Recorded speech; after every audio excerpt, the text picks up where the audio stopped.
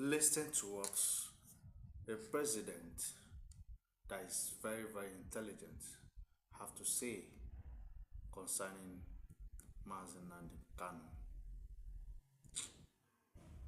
May God help us in this country and give us a leader that thinks like the president of Burkina Faso, Ibrahim Traore. May God continue to keep you and may God continue to bless you. Listen to him. Life sentence given to Nnamdi Kanu is not just about one man, one court, or one country. It is about something much deeper that many on this continent still refuse to confront. When political questions are answered only with prisons and verdicts, the problem does not disappear, it transforms. I have said this before, and I will say it again. Africa cannot build unity by silencing unresolved histories. Every time a voice rises demanding identity, dignity, or recognition, it is a signal, not of terrorism alone, but of wounds that were never healed. What we are seeing today is not the end of a movement. It is a moment that forces Africa to look in the mirror. From the Sahel to West Africa, from old colonial borders to modern courtrooms, the same pattern repeats. Force replaces dialogue. Punishment replaces truth. This is why Africa is watching. And this is why my warning matters now more than ever. Because how Africa handles moments like this will decide whether our future is built on stability or endless cycles of unrest. I speak today not as a judge and not as a commentator looking for attention. I speak as an African leader who has watched our continent repeat the same mistakes for generations. When a life sentence is handed down in a politically charged case, the question is never only about the law. It is about the message it sends to millions who are already listening, already questioning, already restless. Africa is young, Africa is conscious, and Africa is no longer silent.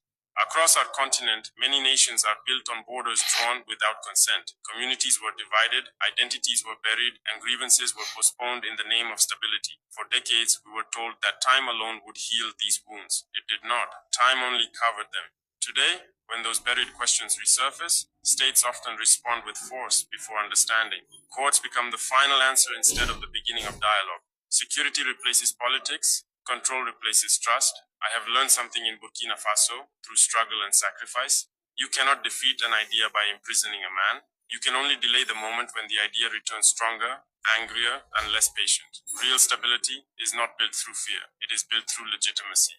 This is not a defense of any individual or any movement. Africa must protect its citizens from violence. No state can allow chaos, but order without justice is fragile. Peace without inclusion is temporary. When people feel unheard for too long, they search for voices that speak loudly. When institutions fail to represent them, symbols take their place.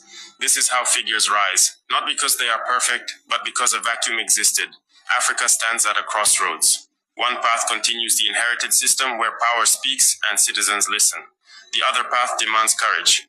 It demands dialogue, reform, and the humility to admit that not every challenge is a security threat. The choice we make today will echo far beyond one country. It will shape how the next generation believes in Africa or turns away from it. I want to be very clear about something Africa often avoids saying out loud.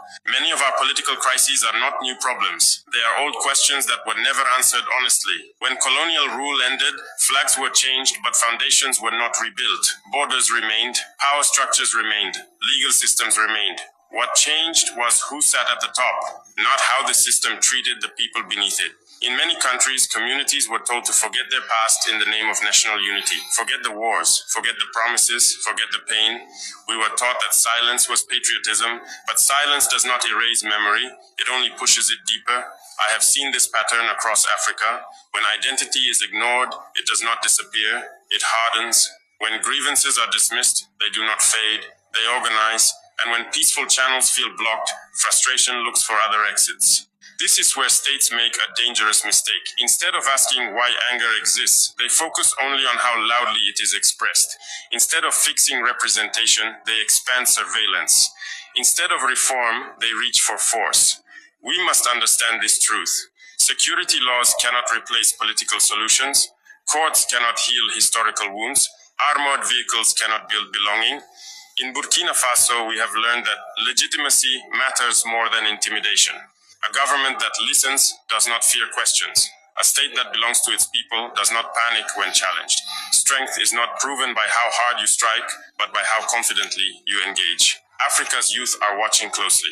They are educated, they are connected, they compare their reality with the promises they were given. When the gap becomes too wide, explanations stop working. This is why cases like this resonate far beyond one courtroom.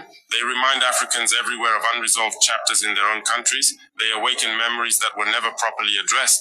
If Africa wants lasting stability, we must confront our past with honesty. We must reform systems that were designed to control, not serve. And we must accept that unity cannot be enforced. It must be built. Ignoring this lesson only guarantees that history will knock again, and next time it may not ask politely. Leadership in Africa today is being tested in ways our predecessors never faced. The old methods no longer work, yet many still rely on them because they feel familiar. It is easy to govern through force. It is easy to declare threats and respond with laws, uniforms, and prisons. That approach creates the appearance of control. But appearances are not stability, they are delay. True leadership is harder. It requires listening when it would be simpler to silence. It requires reform when punishment feels faster. And it requires courage to admit that the system itself may be part of the problem. I did not come to power in Burkina Faso because the system was functioning. I came to power because people had lost faith in institutions that no longer protected them or represented them. That loss of trust is the most dangerous force in any nation. When citizens stop believing in justice, they stop believing in the state. When they stop believing in the state, no amount of force can restore legitimacy. You can control territory, but you cannot control belief. This is where leadership must choose. Either we govern through fear and accept endless resistance, or we govern through legitimacy and build lasting peace. There is no middle ground. I say this with respect for sovereignty. Every nation must handle its own affairs. But Africa cannot afford to ignore patterns that repeat across borders. When political crises are treated only as security problems, instability multiplies. When leadership becomes reactive instead of visionary, nations drift. Power must be disciplined, authority must be restrained by accountability, and justice must be seen, not just enforced. Africa does not lack strong people. It lacks systems that allow strong people to trust their future within the state. Until that changes, leaders will continue facing challenges that courts alone cannot solve. This moment is not about one verdict. It is about whether African leadership evolves or remains trapped in inherited habits. History will not remember how many laws we passed. It will remember whether we understood the moment we were given. I know who is watching this moment most closely. It is not governments. It is not institutions. It is Africa's youth and our brothers and sisters across the diaspora. You are informed. You are connected. You do not accept simple explanations anymore. When you see courtrooms, sentences, and state power collide with political identity, you ask deeper questions, and you are right to do so. I want you to understand something clearly. Your anger is not the problem. Your questions are not the threat. What becomes dangerous is when a system leaves no space for expression, no path for participation, and no hope for reform.